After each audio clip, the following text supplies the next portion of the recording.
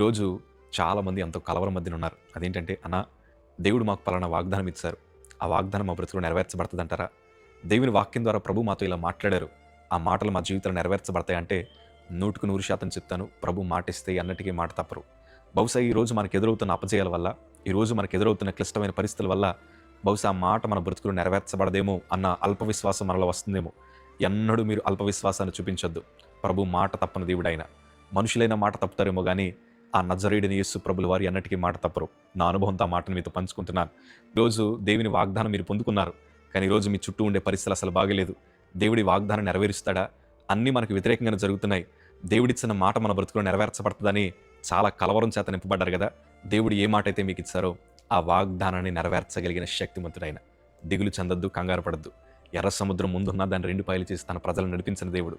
ఈరోజు ఎన్ని క్లిష్టమైన పరిస్థితులు నీకు ఎదురవుతున్నా, వాటన్నిటి మధ్య నిన్ను నడిపించి, ఆయన మాట మీద నిలబడతారు. బహుశా ఉద్యోగం విషయంలో వాగ్దానం తీసుకున్నామేమో. బహుశా వ్యాపారం విషయంలో వాగ్దానం తీసుకున్నామేమో. బహుశా వివాహం విషయంలో వాగ్దానం తీసుకున్నామేమో. దేవుడు ఆ వాగ్దానం నెరవేరుస్తారు. కంగారు పడొద్దు. ఒక ద్వారం ముయ్యబడిందంటే, దేవుడు ఖచ్చితంగా మరొక ద్వారాన్ని తెరిచారని దాని అర్థం.